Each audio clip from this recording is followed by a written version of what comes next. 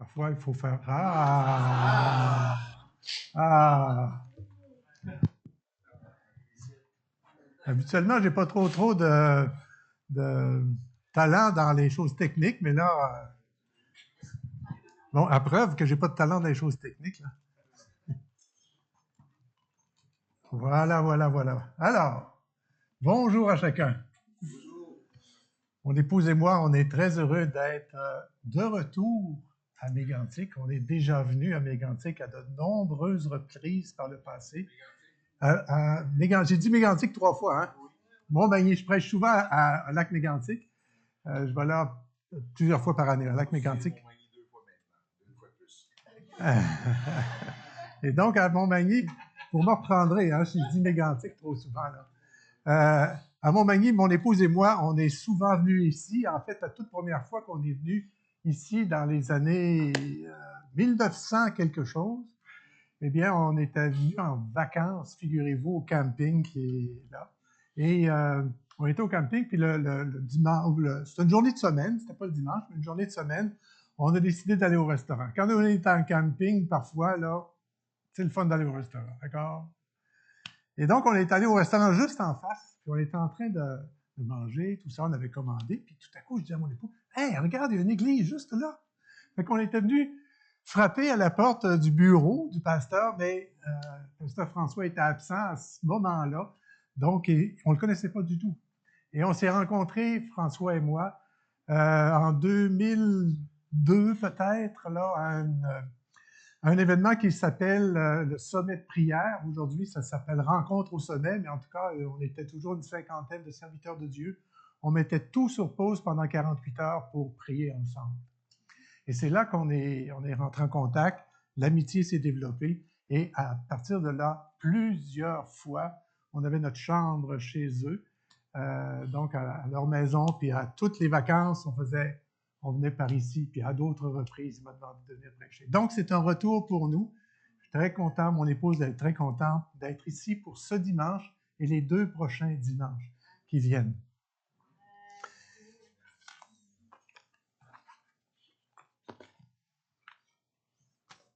Donc, je disais, j'ai pas toujours de la facilité avec les choses techniques, mais ça, il faut mettre ça sur on également.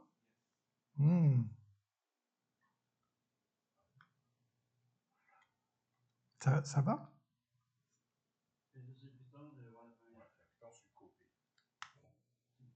Est-ce que c'est bon? Est-ce qu'il est...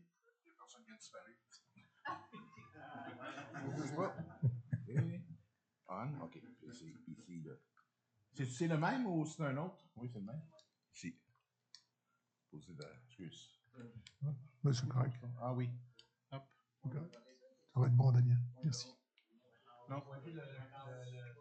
C'est par là qu'il faut pointer, hein? On pointe là? Ah, on pointe vers le ciel.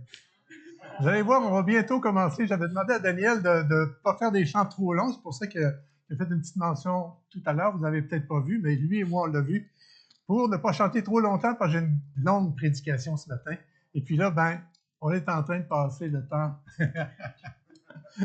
Alors, peut-être je vais prêcher jusqu'à midi et demi, 1 heure, mais il paraît qu'à midi, tout le monde s'en va, c'est ça? Donc, voilà. Quand j'ai annoncé à Pasteur François le titre de ma prédication de ce matin, mais en fait, c'est sur les 2 prochaines semaines également, je lui ai annoncé le titre de la prédication. Plouc!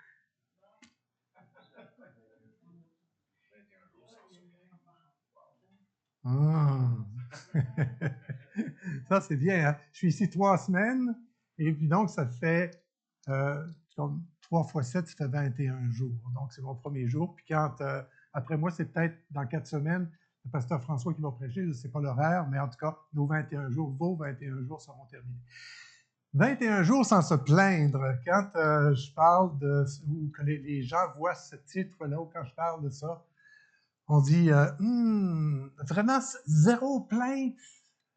Antoine, est-ce que c'est possible? C'est pas une raison pour pas essayer. Oui, c'est possible.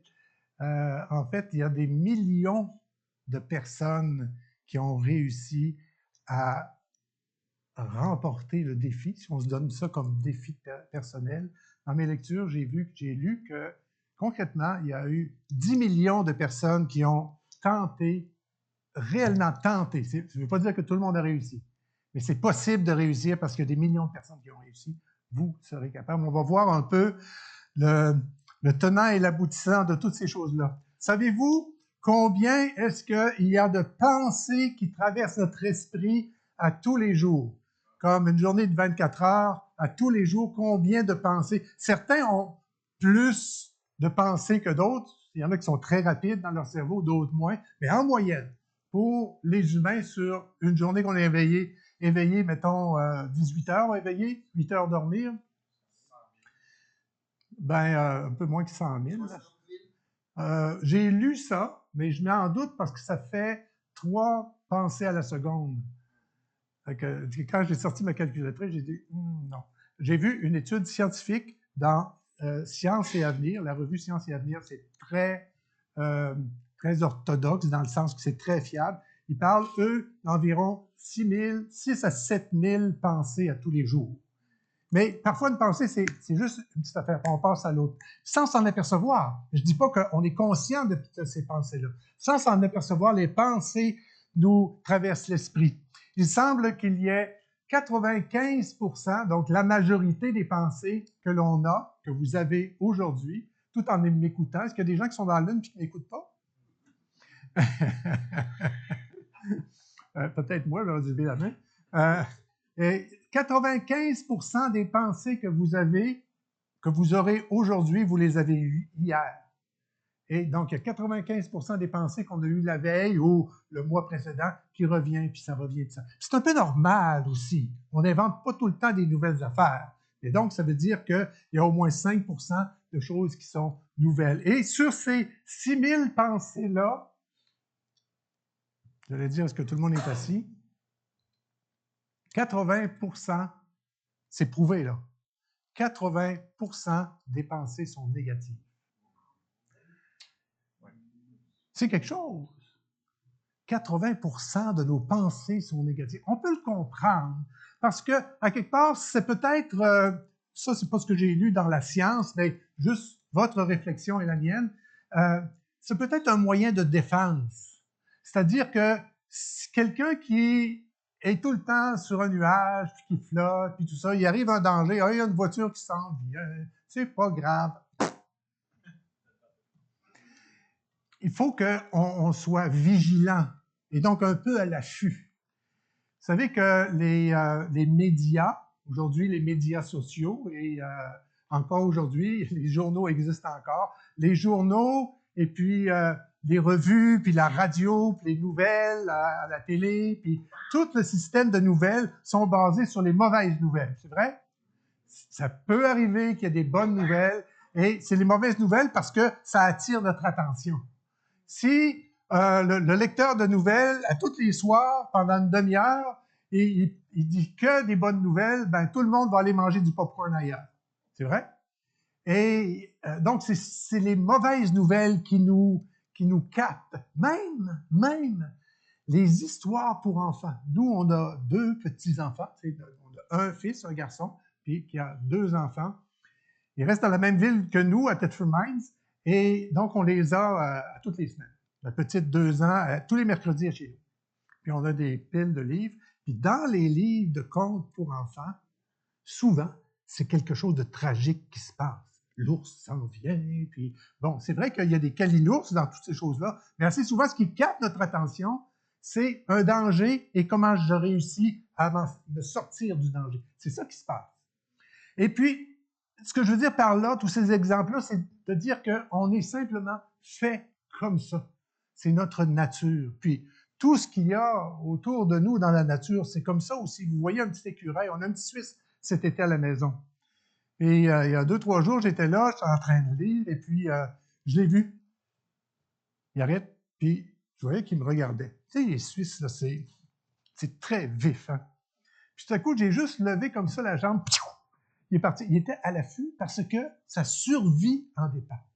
Alors, c'est vrai que l'on a beaucoup beaucoup de pensées qui traversent notre esprit tout le temps, constamment, et 80% de ces pensées-là sont négatives. Et à quelque part, ben, ça nous affecte. On va voir un petit peu en détail ces choses-là.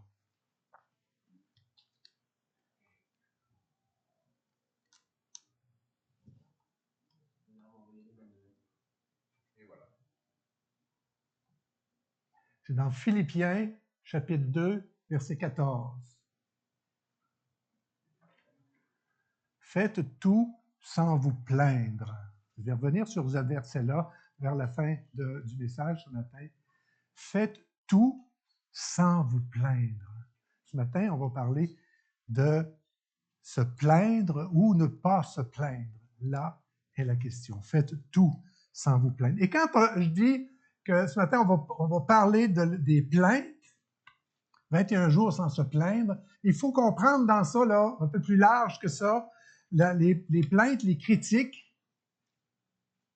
Parfois, on est facile à critiquer ce qui nous entoure, les autres, tout ça. Le placotage, la médisance et le sarcasme. Toutes ces choses-là, puis d'autres aussi qui peuvent vous venir à l'esprit. Les uns ou les autres, on n'a pas tous de la difficulté au même endroit dans ce que je viens de nommer. Il y en a qui sont bien, qui critiquent jamais, qui racontent, qui placotent jamais, mais la médisance, c'est leur lot. J'ai travaillé avec quelqu'un, on travaillait côte à côte, et puis il advient qu'on devait voyager ensemble pour aller au travail. Pendant 1 heure de temps, on allait chez des clients, tout ça. Et pendant 1 heure de temps, aller, puis 1 heure de temps, retour, puis 2 heures là, continuelles là, sur les plaintes, la médisance. La médisance, calomnie, vous êtes à l'aise avec ça, la différence entre les deux? Une calomnie, c'est dire du mal de quelqu'un qui n'est pas vrai, c'est un mensonge, c'est une calomnie. Une médisance, c'est dire du mal de quelqu'un qui est vrai. C'est-à-dire, ce que je dis, c'est vrai, mais ça va détruire la réputation de quelqu'un, mettons. Ou la personne qui va entendre ça, ben, ça va l'abaisser dans son estime. C'est un mauvais joueur, ça glace. C'est vrai, mais ça, c'est une médisance, mais tu n'es pas obligé de le dire. On peut être encourageant pour les autres. Donc, médisance, calomnie. Je suis sûr que dans nos milieux, il doit y avoir pas ou très peu de calomnie, des mensonges, mais des médisances, ça peut arriver. Et donc, je disais que pour les uns ou les autres, on a plus de faiblesse, mettons, on va appeler ça comme ça, plus de faiblesse dans un domaine, je les répète, les plaintes, les critiques, le placotage, les ragots, le placotage, le sarcasme, les médisances. Et ce sur quoi on peut réellement travailler, c'est sur ce qui sort de notre bouche. 6000 pensées, là, oubliez ça, là, vous ne pouvez pas vous mettre à essayer de contrôler tout ça. Vous ne t'offrez pas. Mais il y a, statistiquement parlant, selon les uns et les autres, en moyenne, en gros, il y a, chez chacun d'entre nous, il y a 15 à 30 paroles qui sortent de notre bouche qui est de se plaindre. Encore une fois, peut-être pour la dernière fois, plainte, critique, placotage, médisance et sarcasme. Un peu tout ça, là, les uns ou les autres. Il y en a entre 15 et 30 qui sortent de notre bouche à tous les autres. Et je reviens sur notre verset. Faites tout sans vous plaindre. Ça, c'est la parole du Seigneur qui nous est adressée en nous. Et on va voir ensemble ce matin comment est-ce que cette parole-là est extraordinaire. C'est extraordinaire. Et c'est à notre portée, à chacun d'entre nous. Prochaine diapo. Pourquoi nous plaignons-nous? Parfois, on est comme ça, hein? Pourquoi nous plaignons-nous? Ben, on peut se plaindre pour différentes raisons. On peut se plaindre parce que on a une déception. On peut se plaindre parce qu'on a eu, peut-être qu'on est déçu de Dieu. Peut-être qu'on est déçu de la météo.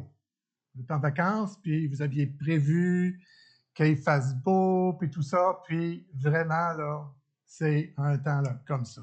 On est au mois de juillet, il neige tous les jours. Bon. Alors, peut-être quelqu'un aurait tendance à se plaindre de la météo. Peut-être quelqu'un aurait tendance à se plaindre du météorologue qui avait dit qu'il ferait beau. Donc, se plaindre des circonstances, ça veut dire on est pris dans le trafic, on se plaint du trafic, on est en retard à un rendez-vous, c'est pas de ma faute, ça c'est parce que il est arrivé telle et telle chose. Ben, il faudrait que tu te lèves plus tôt, peut-être. On peut se plaindre des autres personnes. Est-ce que ça peut arriver que quelqu'un se plaigne de son conjoint ou de sa conjointe? Faire attention à ce qui sort de notre bouche. On peut se plaindre de Dieu. Est-ce que ça vous arrive de vous plaindre de Dieu? Vous savez, le peuple d'Israël, quand il est sorti du désert, il sort du... C'est-à-dire pas qu'il est sorti du désert. Quand il est sorti d'Égypte, traversé la mer Rouge, il arrive de l'autre côté, puis ils ne sont pas encore au mont Horeb, là, ils vont recevoir les 10 commandements. Ils sont entre les deux. Ils ont commencé à se plaindre là. Tellement que Dieu s'est fâché. Vraiment, c'est ça qui est écrit. Dieu était en colère contre le peuple. Moïse s'est plaint. Et vous regardez dans la Bible, si vous cherchez, si vous êtes attentif à ça, c'est pas le meilleur sport, mais peut-être ça va vous arriver que vous allez vous apercevoir, hein, tiens, ce prophète-là, il s'est plaint. Vite comme ça, là, un prophète de Dieu, un prophète dont l'histoire est dans la Bible, un prophète qui s'est plaint de Dieu, son nom? Élie, Jonas, Samuel. David, il n'est pas prophète, mais vraiment, il a écrit la moitié des psaumes, on peut le nommer. Oui. Et d'autres. Dans le Nouveau Testament aussi, il y en a. Et dans cette salle, peut-être. Ou sur Internet. Et où la caméra est là? On est chrétien et on a une direction à suivre, de ne pas se plaindre, et il peut arriver qu'on se plaigne parce qu'on a des déceptions. Prochaine diapo. Les comparaisons négatives. C'est-à-dire qu'on se compare aux autres, puis là, on se plaint que « Ah, lui, as-tu vu la couleur de l'herbe chez eux? As-tu vu telle chose? » Une fois, l'été dernier, vraiment, nous, on a acheté une maison à Thetford il y a 5 ans. On a passé 20 ans à Montréal pour servir le Seigneur, et le Seigneur nous a libérés. C'est-à-dire, il nous a ramenés à Thetford. Et donc, le Seigneur, vraiment, il nous a offert une maison. En tout cas, c'est une trop longue histoire, évidemment. Et donc, ça faisait 25 ans, 35 ans que je n'avais pas fait de pelouse. Puis là, on est arrivé là, puis il y a beaucoup de pelouse à faire. Et je regardais toujours la pelouse de mon voisin, puis c'est vrai, c'était très vrai que la pelouse était plus verte chez le voisin. Là. Écoutez, là, c'était vrai. Je n'ai pas les photos, mais croyez-moi. Puis, je ne sais pas ce qui s'est passé sur sa pelouse. Il est très gentil, le monsieur. Il est à sa retraite, puis on se parle tout le temps. Quand on est dehors, on a tout le temps un mot gentil à se dire. Puis le voisin en face aussi, puis bon. Et puis, tout à coup, je lui ai dit, hey, vous savez, lui, il se plaignait de sa pelouse. Il dit, tu vois, Antoine, comment est-ce qu'est ma pelouse? Ben, j'ai dit, monsieur Huppé, il faut toujours prendre la vie du bon côté. Il dit, c'est vrai ça. Je dis ça souvent. Il faut toujours prendre la vie du bon côté. Je dis, regardez votre pelouse, là, puis dites-vous que votre voisin sur ce bord-là, là, il n'est plus jaloux de votre pelouse. J'avais plus besoin d'être jaloux de la pelouse du voisin. Ça, c'était le bon côté. Le bon côté. Donc, quand on se compare aux autres,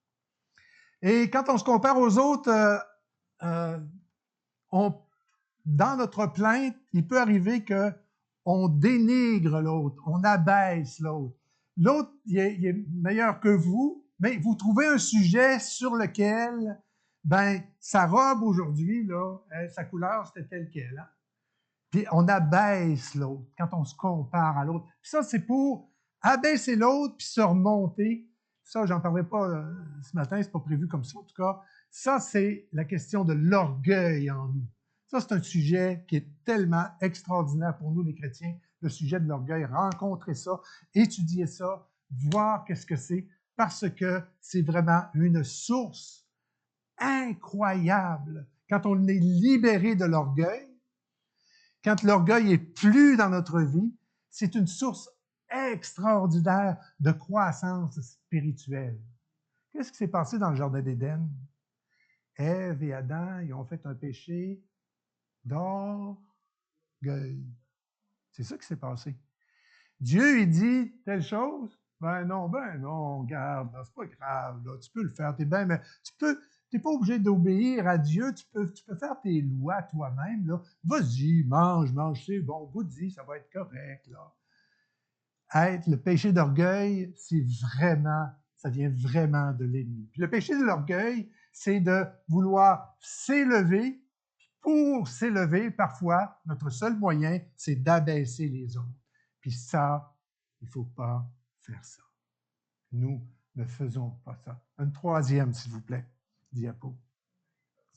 Être ingrat. Je parlais d'Israël tout à l'heure. Israël, quand ils sont arrivés au désert, pendant les 40 ans qui ont été là, au désert, il y avait de l'ingratitude. Ils étaient ingrats envers Dieu.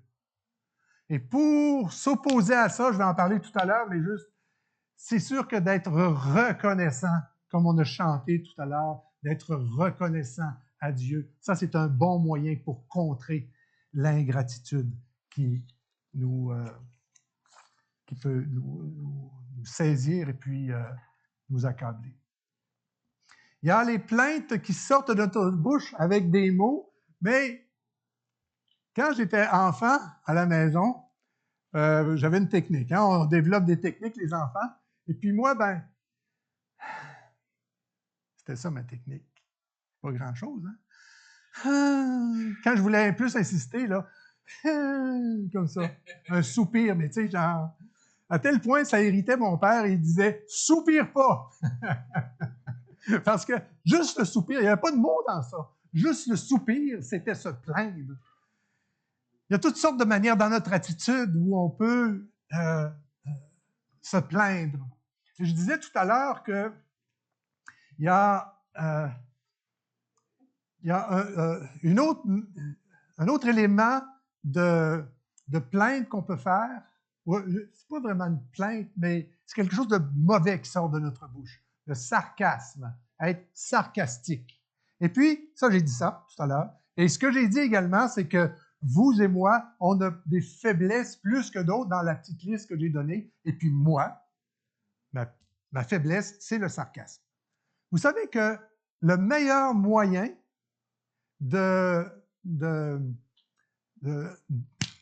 d'opposer, d'aller à l'encontre de nos faiblesses, c'est de les confesser. Je viens de parler de l'humilité. Maintenant, mon humilité se porte bien, dans le sens qu'elle est de côté. Et chez nous, dans mon éducation, mes frères et sœurs, vraiment, l'orgueil, c'était là. Puis moi, c'est dans ça que j'ai grandi. Puis pendant les 10, 15, je ne sais pas, peut-être 37 premières années de ma vie chrétienne, ça fait 37 ans qu'on est au Seigneur. 37, 38 ans qu'on est au Seigneur. Que j'ai dû me battre, aujourd'hui moins, mais avec l'orgueil. Puis j'ai réussi, je crois, à bien pouvoir enlever ça. Et ça avec quoi, là, je prends conscience que c'est pas bien le sarcasme. Quand j'ai des paroles sarcastiques, c'est pas bien de faire ça. Et puis, je me parle, il ne faut pas que je fasse ça. Et il y a des choses pour vous que vous ne faites jamais de sarcasme, mais vous faites d'autres choses, puis il faut s'opposer à ces choses-là. Attendez pas que le Seigneur le fasse pour vous. Le Seigneur, pour vous, il est mort à la croix pour vos péchés. C'est à vous de prendre autorité sur vous-même. Je ne dis pas autorité sur votre femme, sur votre mari, sur votre pasteur, sur les autres qui sont autour de vous au travail. Wow! Prenez, premièrement, autorité sur vous-même, sur vos éléments qui ne sont pas droits en vous, puis travaillez dessus avec acharnement. Parce que le bonheur se trouve dans le résultat de votre réussite de ces choses-là. La médisance, je pense que j'en ai assez parlé. Donc, une solution, c'est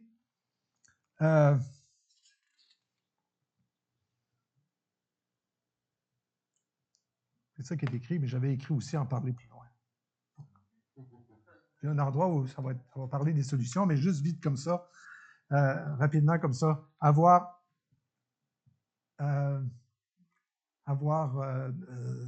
un cœur reconnaissant, de la compassion positive et le contentement. Sur la prochaine diapo, s'il vous plaît, M. Benjamin Franklin, il a dit ceci: ceux qui se plaignent le plus souvent sont souvent ceux qui sont le moins à plaindre. C'est vrai, ça? Hein? Le contentement. Être content de ce que l'on a. Être content de ce que l'on a. Je n'ai pas mis toute la citation, mais sur Benjamin Franklin, cet homme-là, un homme extraordinaire, un homme, oui, extraordinaire, pas ordinaire, il disait la chose suivante sur le contentement. Imaginez, il parlait à ses contemporains, imaginez qu'aujourd'hui, vous êtes capable de vivre dans des maisons et que vous avez une cuisinière, c'est la poêle à bois, qui est dans la maison. Et vous avez de l'eau dans la cuisine. Vous avez de l'eau dans la cuisine. Soyez reconnaissants. Imaginez, et vous avez une maison qui est chauffée, puis aujourd'hui, on a des vitres, puis la lumière entre dans... Soyez reconnaissants. Dans ce temps-là, il n'y a jamais personne qui était pris dans le trafic et qui chialait parce qu'il était pris dans le trafic. Soyons reconnaissants pour tout ce que l'on a. Extraordinaire. Une fois, je revenais d'Afrique et en Afrique, j'avais attrapé quelque chose. Je sais pas si mon épouse était infirmière. C'est la Shigella, c'est une bactérie. C'est une bactérie. J'avais attrapé une bactérie. Et donc, puis en plus, j'avais l'influenza, comme la grippe. J'avais la bactérie plus la grippe. Et puis donc, je vais à l'hôpital, puis c'était le CHUM à Montréal. On habitait à Montréal. Le CHUM à Montréal venait d'ouvrir, ça faisait comme 3 semaines. C'était l'inauguration. Fait que j'arrive à l'hôpital, puis bon, on doit me prendre une prise de sang, puis je m'assieds dans le couloir, puis j'attendais. J'ai attendu comme 10 minutes, 15 minutes. Puis là, M. Roberge, fait que là, je m'en vais, puis bon, commence le garrot. Puis l'infirmière, elle me dit, écoutez bien, je vais remonter d'une marche parce que l'infirmière a dit, excusez-nous, M. Roberge, de vous avoir fait attendre si longtemps. J'arrivais d'Afrique, là, puis j'avais prié pour une petite fille dans une zone inondable, les maisons sur pilotis, haut comme ça, il fallait monter dans une espèce des morceaux de bois, une espèce d'échelle, on va dire. Il y avait une porte basse, et donc j'étais rentré là, puis la petite fille, l'adolescente, 12-14 ans, elle était malade, mais comme à l'article de la mort. Et comme il n'y avait plus rien, elle était malade. Et elle n'avait rien. Elle n'avait pas d'espoir. Il n'y avait pas de médecin. Dans le pays où j'étais, si quelqu'un entrait à l'hôpital, il fallait qu'il paye son séjour à l'hôpital avant de sortir. Il fallait qu'il trouve l'argent, qu'il appelle son beau-frère, qu'il appelle la parenté, n'importe quoi. Il ne pouvait pas sortir de l'hôpital avant d'avoir payé. Notre chauffeur, son épouse, pendant qu'on était là, avait accouché. Puis, je suis allé avec notre chauffeur, on était une petite équipe, et son épouse était là, puis elle ne pouvait pas sortir de l'endroit où elle avait accouché, c'est une maternité, ou je ne sais pas trop. Elle ne pouvait pas sortir de là parce que le gars n'avait pas d'argent. C'est sûr qu'on a sorti de l'argent, puis elle est sortie. Et j'arrive à Montréal, puis excusez-nous, M. Roberge, parce que ça a pris 10 minutes avant de faire votre prise de sang. Puis là, j'ai été sur une civière, j'ai tellement été traité. 2-3 ans avant ou 2-3 ans après, je ne me souviens pas, j'ai été opéré en un rein. Et quand j'ai rempli les choses préopératoires, la madame, elle disait, bon, est-ce que ceci, cela, est-ce que vous avez quelqu'un qui va pouvoir venir vous chercher? Genre, on va aller vous reconduire après l'opération. Vous ne pouvez pas conduire. Donc, si vous ne pouvez pas, on va aller vous reconduire. Après ça, suite du questionnaire, avez-vous quelqu'un pour vous faire les repas après votre opération à la maison, pour faire vos commissions? Soyons reconnaissants pour tout ce que l'on a. Soyons reconnaissants. Vous savez, quand on fixe notre regard sur quelque chose qui est déraisonnable, c'est déraisonnable, on fixe notre regard là-dessus comme des enfants gâtés, qu'est-ce que ça fait à l'intérieur de nous? Qu'est-ce que ça construit? Bien, ça construit juste de la destruction. C'est ça que ça fait à l'intérieur de nous. Au contraire, quand on fixe nos regards sur toutes les bénédictions que l'on a, toutes les choses que le Seigneur ou que la société a fait pour nous, soyons reconnaissants. Merci, merci pour tout ce que j'ai. Tout à l'heure, quand on avait la louange, et c'est par là que je voulais commencer tantôt, puis je prends un autre chemin, mais je vais quand même le dire.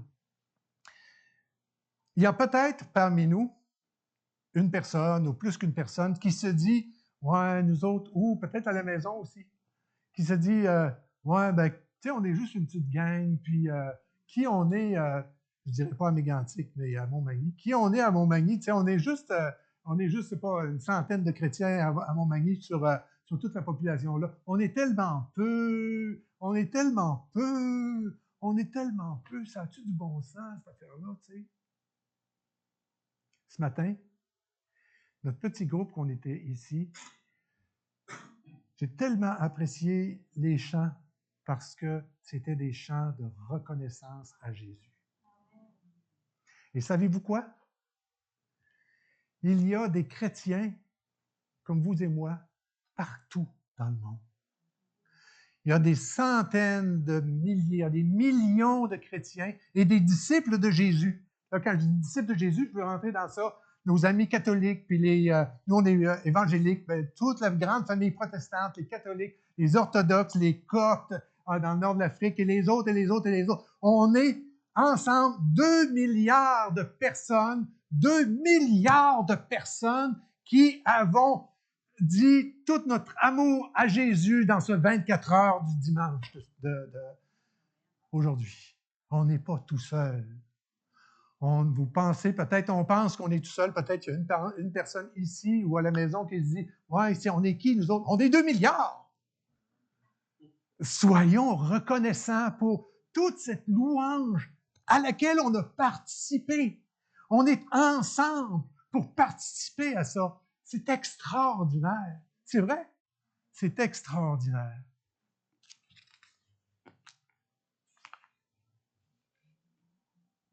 Prochaine diapo.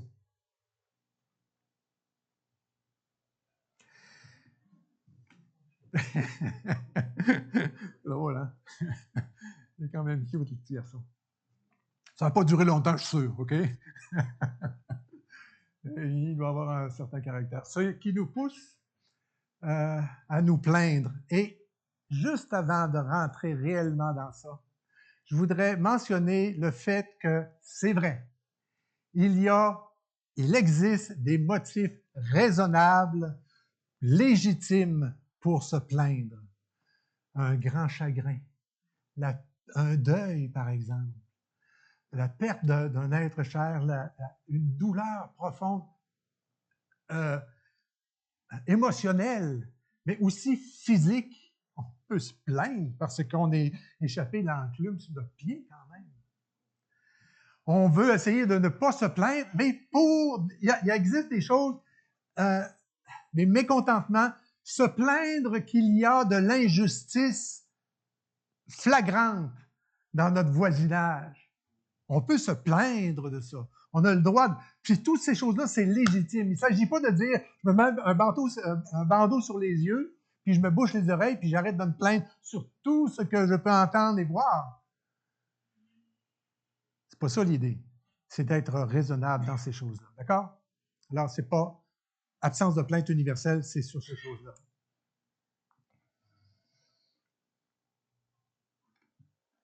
La prochaine diapo. Lui, on dirait qu'il est en rogne, c'est vrai? En fait, c'est comme un acronyme. Chaque lettre va apparaître en dessous. On fait la prochaine diapo pour le R. On se plaint pour recevoir de l'attention. Je disais tout à l'heure que quand les services de nouvelles, tu sais, quand on écoute les nouvelles à la télé ou les journaux, les revues, ces choses-là, quand les services de nouvelles, ils nous donnent tout le temps des mauvaises nouvelles pour avoir notre attention.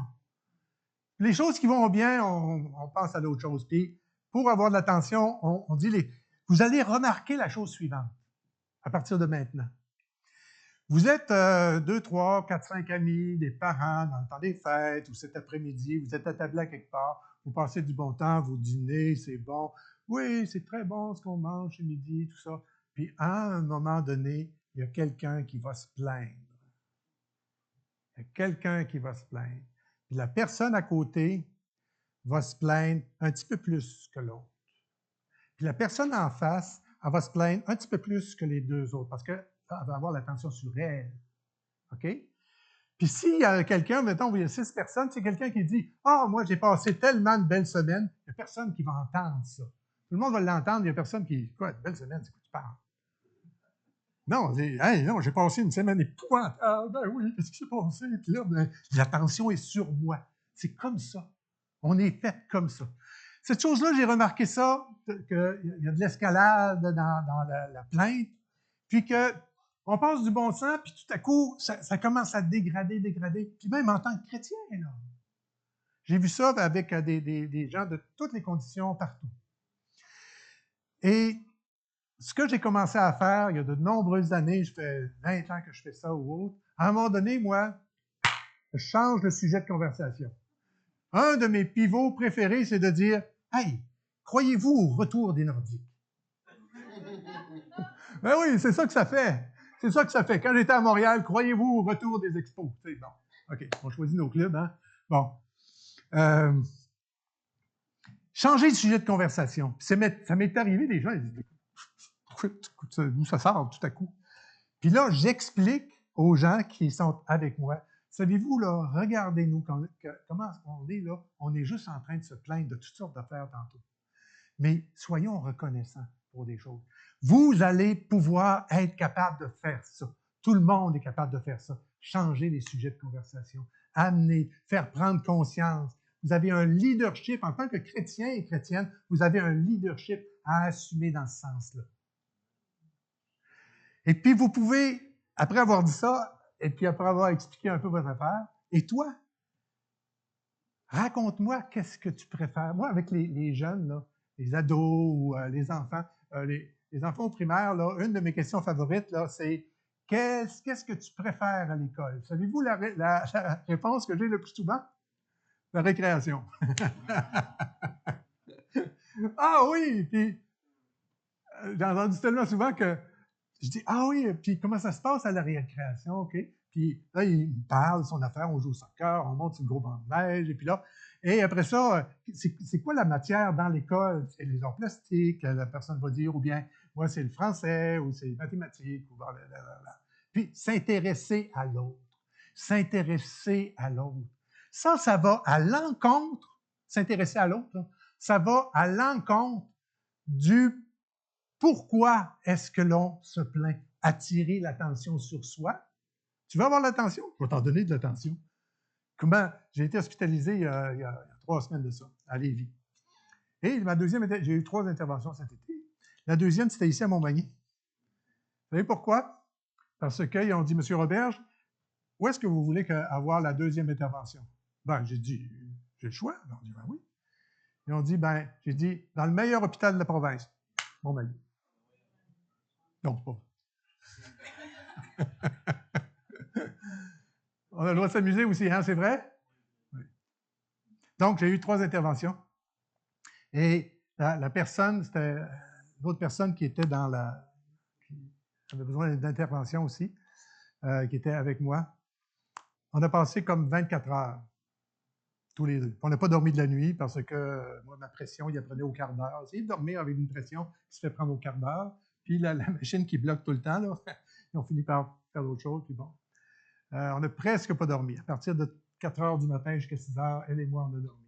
moment donné, c'était drôle, parce que, bon, on va dire que son nom, c'était Monique. Il y avait 2 infirmières qui étaient après elle. Il était à 3h15 du matin ou 3h moins quart du matin. Puis les solutés, les machines à soluter là, pour envoyer les produits, ça sonnait. La mienne, elle sonnait tout le temps, ben, presque. Puis la sienne, c'était pour d'autres choses qu'elle sonnait. Puis après ça, c'était la mienne. Puis, fait que là, il était rendu à 3h du matin, puis c'était une dame de mon âge, un peu plus âgée que moi. Moi, j'ai 70, elle était un peu plus âgée que moi. 76, si ma mémoire est bonne. Et puis, j'ai dit, Madame Monique, tu sais, le rideau était fermé entre nous deux, les 2 infirmières étaient là. J'ai dit, Madame Monique, savez-vous, moi, en tout cas, là, ça fait des années que je ne me suis pas endormi à 3h du matin. Je veille plus à cette heure-là. À 3h du matin, c'est plus de mon âge. Savez-vous, on devrait se mettre de la musique de Noël. Et on a eu du plaisir avec la dame. Mais ce qui est remarquable, ce que je veux vous communiquer, c'est que le lendemain après-midi, au début de l'après-midi, son mari est venu. Puis, il avait même apporté sa chaise cliente, le monsieur. Puis, monsieur était là, elle était là, et Mme Monique lui a dit, mais avec une fierté dans le regard, elle était bien assise.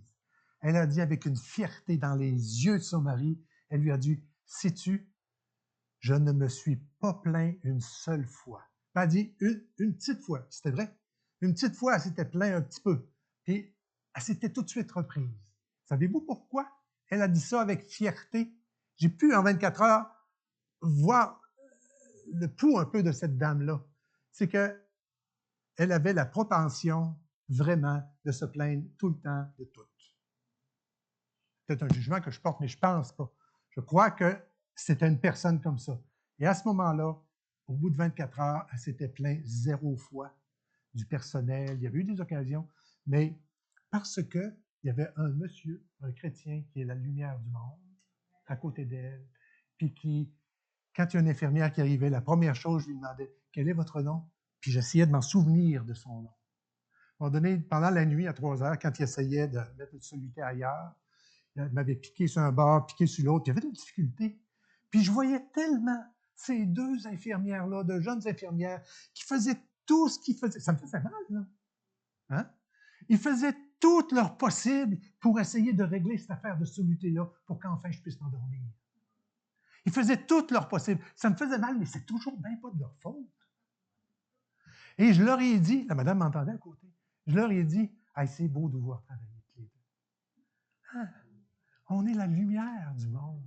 Dire merci, dire encourager les gens. Dire, c'est beau ce que tu fais. On est là pour ça sur la terre. Jésus a dit, le royaume de Dieu est au milieu de vous. C'est vrai, il a dit ça. Le royaume à l'église de Mégantic. À un moment donné, je leur ai posé une question. J'ai envie de vous la poser ce matin. Ce que vous vivez là, de ce temps-là, là, avez-vous l'impression d'être au paradis? Avez-vous l'impression d'être au paradis? C'est une bonne question, vous savez. Je vais probablement y revenir la semaine prochaine ou la suivante sur cette question-là. Avez-vous l'impression que votre vie, présentement, vous êtes comme au paradis? C'est une promesse que le Seigneur nous a faite. J'avais un verset, je pense, j'ai passé par-dessus tout à l'heure. Ah, il va être plus loin.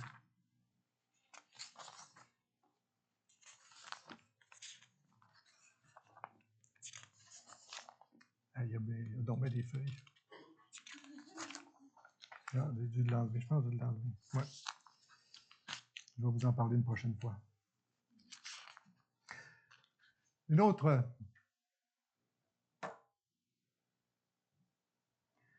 Occulter sa personne. On se plaint pour occulter, c'est comme faire disparaître. Pour qu'on ne pense plus à nous. Là, on vient de faire une gaffe, là, puis on dit, ben en fait, c'est telle autre personne qui est arrivée en retard, ou telle autre personne qui n'a pas mis la feuille rose à la bonne place. on fait ça, on dit que c'est les autres qui ont fait les choses, c'est pas nous. De ne pas prendre nos responsabilités. Le suivant. Générer l'envie. Ça là, hey, moi je suis chaud du Seigneur, c'est vrai. Il y a un verset là que longtemps ça a été un de mes versets favoris, c'est, je disais ça souvent à mon épouse, ah oui, je l'ai dit souvent. Je te loue, Seigneur, de ce que je suis une créature si merveilleuse. C'est biblique, hein? Tantôt, on a dit David, c'est David qui a écrit ça. Messieurs, dites ça à votre épouse de temps en temps.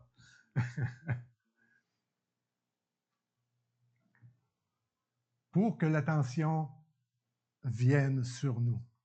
Une autre. Nourrir son pouvoir.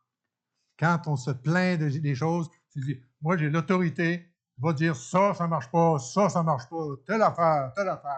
Je prends du pouvoir, puis je nourris mon pouvoir. Une autre, s'il vous plaît.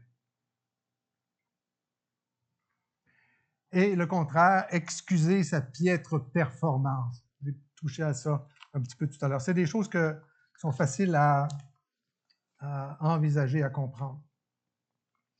On va passer dans un autre registre maintenant. Les dommages de se plaindre. Se plaindre constamment dans notre vie, ça fait du dommage aux autres et ça nous fait du dommage à nous-mêmes. Et on a le devoir, en tant que chrétien, de prendre soin de nous. Comment c'est à A, ça dit? Ah, excellent.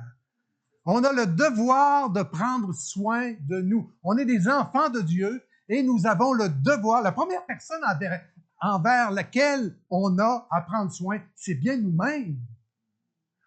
En tant que parents, on prend soin de nos parents. En tant qu'époux, on prend soin de notre épouse et vice-versa. En tant que responsable dans l'Église, on prend soin de l'Église. En tant que citoyen dans la société, on prend soin de nos voisins. C'est vrai? Mais le premier devoir que nous avons, c'est de prendre soin de nous. C'est de prendre soin de nous. Et les dommages de se plaindre, c'est demeurer centré sur les problèmes. Quand on passe notre temps à nous plaindre, on demeure centré, notre vision est juste sur les problèmes. Et ça, c'est pas bon. Suivante. Les bienfaits de cesser de se plaindre. Et ça, là, c'est pas écrit là juste gratuitement, là. Ça a été prouvé. Les psychologues ou ceux qui s'occupent de ces questions-là, les spécialistes, ils ont démontré que les personnes qui cessent de se plaindre dans la vie, ils deviennent plus heureux. Ils ont mis des groupes témoins, puis ils ont tout fait la chose très bien faite, à plusieurs reprises, dans plusieurs pays, de différentes manières, etc. Et c'est démontré. Puis, dans un sens, là, quand je me préparais, je me disais que j'étais pour dire la chose suivante. Dans un sens, c'est vrai que les scientifiques ont pu avoir prouvé cette chose-là, mais entre vous et moi, là, il me semble que c'est bien facile à comprendre. Hein? C'est comme naturel, c'est comme logique que de cesser de se plaindre, vous allez devenir plus heureux, heureuse. C'est pour nous, c'est pour vous qu'il faut de faire cette démarche-là, de cesser de se plaindre.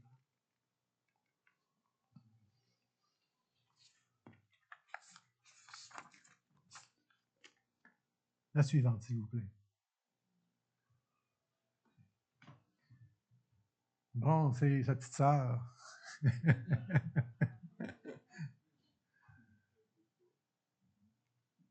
Donc, les étapes pour cesser de se plaindre. Là, on rentre dans les solutions, d'accord? Depuis tantôt, j'ai illustré c'est quoi se plaindre, puis comment ça peut nous faire mal, nous faire du tort. Maintenant, ce matin, on va avoir des solutions qui sont accessibles à tous.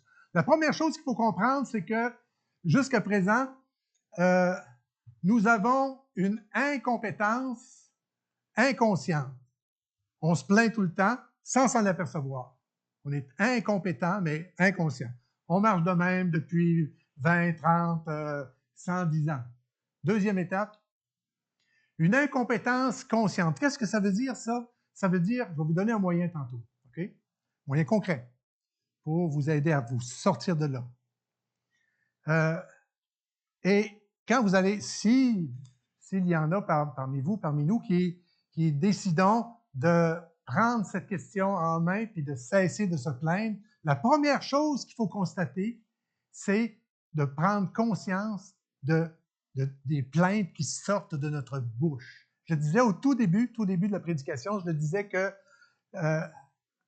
les uns et les autres, là, ça dépend des personnes, tout ça, là, c'est entre 15 et 30 fois par jour. Certains, ça va être 45 fois par jour qui vont se plaindre. Puis d'autres, ça va être 7 fois par jour qui vont se plaindre. Mais c'est entre 15 et 30 fois qu'il y a des plaintes. Puis là, pour réussir à cesser de se plaindre, il faut prendre conscience. On est incompétent parce qu'on continue à se plaindre, mais on en prend conscience. Le prochain, s'il vous plaît. Le troisième, c'est une compétence consciente. On devient des personnes qui ne se plaignent plus, puis on le sait qu'on ne se plaint plus, parce qu'on a acquis des compétences pour ne plus se plaindre. Et le dernier, des compétences inconscientes. On est tellement bon qu'on n'y pense plus. Des compétences inconscientes. On est tellement bon qu'on n'a plus besoin d'y penser.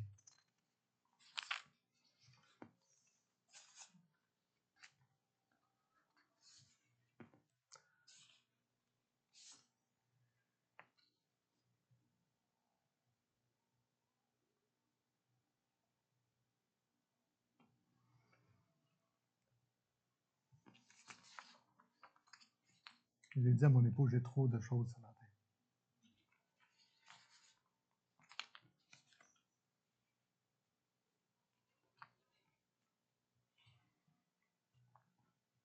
Alors, le moyen qui a été développé par un pasteur aux États-Unis au début des années 2000, ça a été le suivant. Un truc comme ça. C'est simple, hein? Enlevez-lui, disons. Mettons juste ça. Avoir quelque chose, n'importe quoi, un élastique, un petit bracelet, ça peut être une boucle d'oreille sur un côté, ça peut être, qu'est-ce que je vais noter?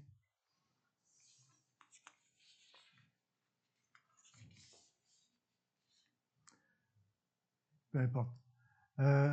Une pièce de monnaie dans un côté, tiens, avoir ce porte-clés-là sur un côté. OK? N'importe quoi, ce que votre imagination vous amène. Et lorsque, là, vous vous dites, là, il faut que je passe 21 jours sans me plaindre. OK, ça commence aujourd'hui, jour 1. Moi, ce que j'ai fait, personnellement, c'est que sur mon téléphone, il y a un petit pad sur lequel on peut écrire des notes. Alors, je me suis mis tous les jours de calendrier pendant un mois, puis là, jour 1. Jour 1, sans se plaindre. OK? Et le truc, c'est de dire, pour prendre conscience, c'est de dire, là, on est en train de passer notre journée, on rencontre quelqu'un, on se met à parler à l'épicerie, puis tout à coup, hop, il y a une plainte qui sort. On prend le bracelet et on change de poignée. Puis là, OK, salut, salut. Puis là, avec le panier, on frappe le côté, il y a des boîtes qui tombent. On change de côté. Puis là, ben, on embarque dans la voiture avec l'épicerie, puis là, on part, la bouteille de lait tombe. On change de côté. Comprenez? Et là, ça fait 8 fois que je change. Physiquement, concrètement, on le voit, on le sait qu'on a changé de côté. Puis sur mon petit cahier, là, le lendemain, c'est jour 1, là, parce que je me suis plaint. Je n'ai pas réussi à 0 plainte. Là. Mais ce que ça m'aide à faire, de changer mon bracelet de poignet ou l'élastique ou n'importe. Lui, le pasteur, là, il a développé un petit bracelet en silicone. Vous avez déjà vu ça? C'est tout petit. Il y en a des fluos, il y en a de toutes sortes de couleurs. Puis les gens mettent ça. Parfois, c'est marqué J'aime Jésus ou les Canadiens vont gagner cette année. Bon, en tout cas. Et lui, il a développé des bracelets 21 jours sans se plaindre. Puis comme je disais tout à l'heure, ils en ont produit 10 millions. Il y a 10 millions de personnes dans le monde qui ont demandé ces bracelets-là. Au début, les premières années, ils les envoyaient gratuitement, puis les gens envoyaient des dons. Mais là, il a fallu qu'ils s'organisent parce qu'il Il y avait tellement de demandes. J'en veux 2000, j'en veux 500. Fait que là, ils ont été obligés d'engager une personne, de payer la personne. Ben, ils demandaient un petit... ils vendaient, je ne sais pas, 50 cents. Bon. Mais vous pouvez le faire avec un élastique à la maison, vous pouvez le faire avec ce que vous voulez. Le truc, c'est de ne pas se compter des histoires avec ça parce que c'est pour votre bien que vous faites ça, que vous allez faire ça, si vous décidez. C'est pas de se dire, « Ah, ben ça, c'est-tu réellement une plainte? Bon, faut être correct, hein? » Non. Dans le truc, il faut être sérieux, puis il faut avancer sérieusement. Juste pour vous encourager, la majorité des gens, c'est de 3 à 6 mois avant de passer 21 jours d'affilée sans se plaindre. Sur votre calendrier, c'est rendu la journée 1, la journée 2, la journée 3, journée 1. OK.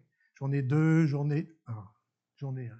Journée 2, journée 3, journée 4, journée 5, journée 1. Voyons! Hein?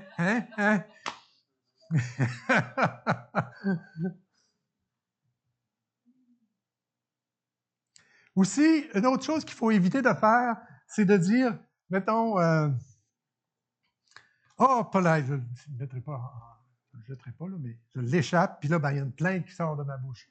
C'est de dire, aujourd'hui, je t'ai rendu à la journée 7, demain, je vais être la journée 1. C'est la journée où je vais pouvoir me plaindre le reste de la journée. C'est de dire, là, j'ai congé, là. OK, mais ça ne marche pas de même. Ça ne marche pas de même parce que vous faites ça pour vous. Puis l'idée, c'est de se débarrasser de cette mauvaise habitude-là. Fait que si quelqu'un qui dit moi, je ne boirai plus de boissons gazeuses avec du sucre dedans, puis là, ben, là, tout à coup, j'en ai ouvert une. Oh, tant qu'à faire, je vais en ouvrir une grosse. Tu sais, Non, ça ne marche pas de même. Tu as pris une gorgée, puis non, tu oublies ça, tu jettes ça dans l'évier, puis c'est terminé pour. Tu continues. Il faut être acharné dans notre affaire. Winston Churchill, attendez, peut-être noter sur le diapo. Non, je n'ai pas noté sur le diapo. Winston Churchill disait, il ne faut jamais, jamais, jamais abandonner.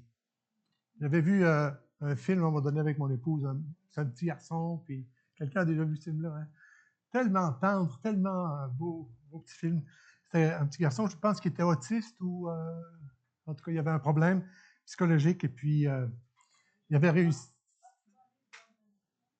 Je ne sais pas. En tout cas, un petit garçon, il y avait une évaluation à passer avec les gens de la DPJ ou je ne sais pas quoi, l'équivalent aux États-Unis. Puis il avait réussi à faire des choses. Puis parfois, dans son langage, il était un peu étrange, le petit gars. C'était un spécial. Là. Et il était devant le monsieur, les madames qui étaient en train d'évaluer. Puis le petit garçon, il dit, il ne faut jamais, jamais, jamais, jamais, jamais, jamais, jamais, jamais. Puis là, les spécialistes, ils se regardaient. Ça va pas bien, son affaire, ça ne s'est pas amélioré. Puis là, il continue, jamais, jamais abandonner. C'est Winston Churchill qui a dit ça. Puis là, le visage de tous les intervenants a fait ça comme ça, parce que le petit garçon, il avait passé à travers des épreuves incroyables, il avait toffé, puis il avait réussi. Dans le défi 21 jours, il ne faut jamais, jamais, jamais abandonner. C'est Winston Churchill qui l'a dit. Il a dit autre chose, Winston.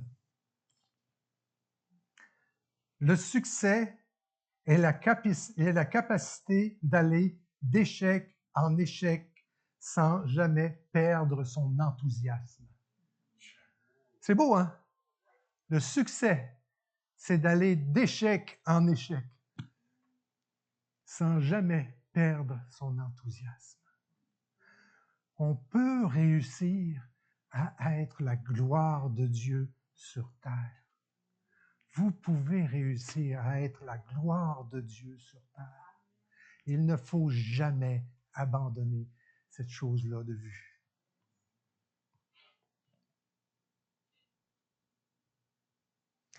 Première au Timothée, chapitre 5, verset 18, ça dit ceci. Remerciez Dieu en toutes circonstances, Telle est pour vous la volonté de Dieu à exprimer en Jésus-Christ. Première aux Thessaloniciens 5, 18, remerciez Dieu en toutes circonstances.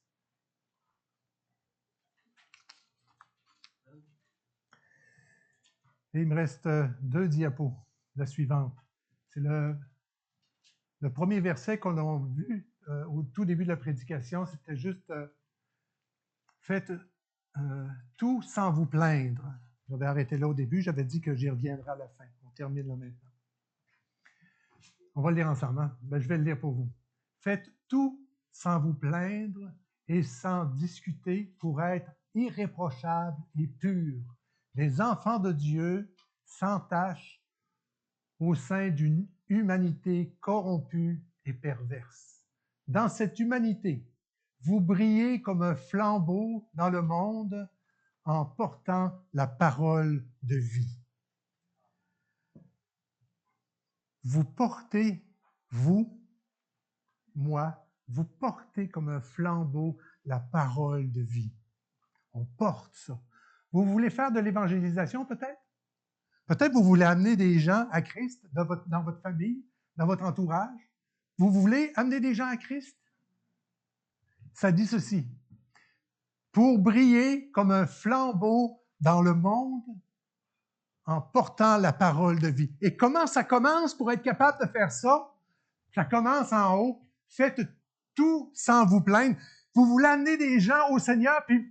Non, je ne dis pas ça comme ça. Il y a des gens, il y a des personnes, il y a des chrétiens qui veulent en amener d'autres au Seigneur, puis ils passent leur temps à se plaindre de tout. C'est vrai que c'est aberrant, c'est le bon mot, c'est aberrant. Puis ici, l'apôtre Paul, il dit tellement justement, la première chose à faire, c'est d'arrêter constamment de se plaindre. Vous êtes la lumière du monde. Prochaine diapo.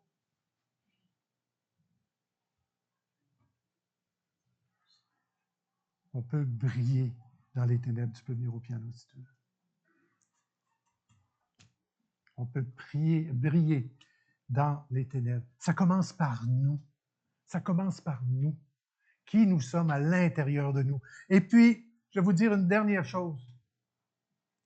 Vous êtes de meilleures personnes que vous ne le pensez. Et ça, c'est une vérité. Vous êtes de meilleures personnes parce que vous êtes une créature de Dieu qui a été embourbée de toutes sortes d'affaires dans votre parcours. Vous avez été blessé. Moi, j'ai été blessé quand j'étais enfant. Lui aussi. Et nous tous, on a été blessés de différentes manières. Ça, dans la dernière semaine, la dernière année, vous avez été blessés par des personnes. Puis ça a mis des choses terribles en vous. Mais vous êtes des créatures de Dieu. Dieu vous aime. Vous avez peut-être, comme moi, la difficulté à vous aimer vous-même. Soyons transparents, créés à l'image de Dieu. Et nous pouvons être réellement ces lumières au sein des ténèbres. Ceux ou celles qui aimeraient que je prie pour eux pendant que la musique continue. Simplement venir sur le devant et je vais prier pour vous. On va clore, pour nos amis qui sont sur Facebook, on va clore notre rassemblement de ce matin. Prions les uns pour les autres dans cette optique-là. On dit au revoir aux gens qui sont à distance. Et pour nous qui restons ici, tous ceux ou celles qui aimeraient que je prie pour eux dans cette direction-là qui a été proclamée ce matin, juste à venir sur le devant. Je vais prier pour vous. Pour les autres, je vous souhaite bon dimanche et bonne semaine. On se revoit la semaine prochaine. Amen.